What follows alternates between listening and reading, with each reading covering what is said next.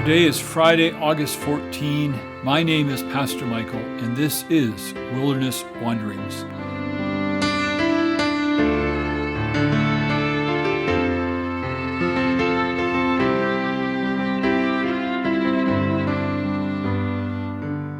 Today our text comes again from Psalm 119.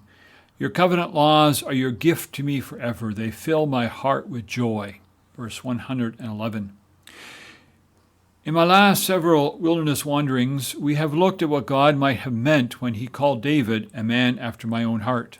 I say what God might have meant because the Bible does not define this phrase. We are, of course, not talking about salvific things, as if we need these in order to be saved. Rather, we have been wondering what things God saw in David that delighted him. And my assumption is that as Christians, we too want to cause God to delight in us. So far, we have mentioned three things: obedience, humility, and integrity.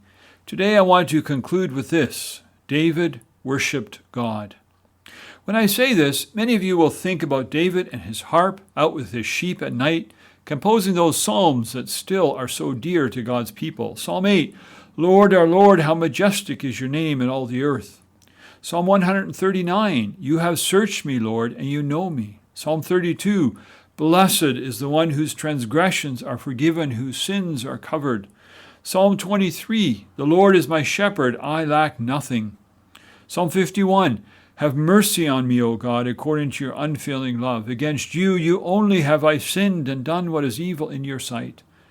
Or Psalm 24, the earth is the Lord's and everything in it, the world and all who live in it. And of course, there are so many more. We may also think about the joy-filled worship of God's gathered church, which we miss so much these days. For us, worship was hearts and hands lifted up to God in praise. Bow down in prayer and confession, listening attentively to his word read and expounded, gifts of money given, and building up the people with words of encouragement and with prayer. Much of this all taking place in our church buildings. The church has struggled to find ways of doing this without gathering in these central locations. How do we do it virtually? It appears so hollow. We have a deep sense that people need physical contact. Somehow physical presence makes it more real. So these days of COVID have afforded us opportunity to question our assumptions about worship. Can we worship God without those Sunday corporate gatherings? Well, having asked the question, you know I'm going to say yes to it. However, let me hasten to say that these weekly corporate worship services are very helpful for Christian discipleship. But in and of themselves, they do not make us worshipers of God. Plenty of times in the Bible, God chastises his people for engaging in the formal acts of worship, but indeed not worshiping him at all. Take some time to read through Amos 5, Isaiah 58, and Matthew 6, and you will get a fairly clear picture of what I am saying. David was a worshiper of God not because he composed songs that became part of the Bible. Rather, he was a worshiper because he loved God, and his love led him to obey God. A significant reason for corporate worship services is to fan into flame a deeper love for God and a desire to obey him. It is my hope that the services we put online still help with that. Obedience is lived out by blessing others, especially those in need.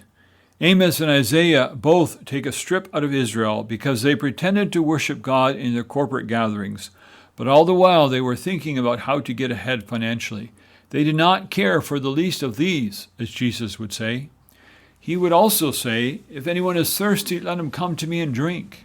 Whoever believes in me, streams of living water will flow from within him. We cannot worship God and not go forth to bless those around us. So how are you doing? That was a question I started this little series with. Now you have 4 things to ponder as you answer that question: obedience, humility, integrity, worship. How are you doing? As you journey on, go with the blessing of God. May the peace of the Lord Christ go with you wherever he may send you. May he guide you through the wilderness, protect you through the storm. May your day end with rejoicing at the wonders he has shown you. May you rest in his provision as he brings night, and then new dawn.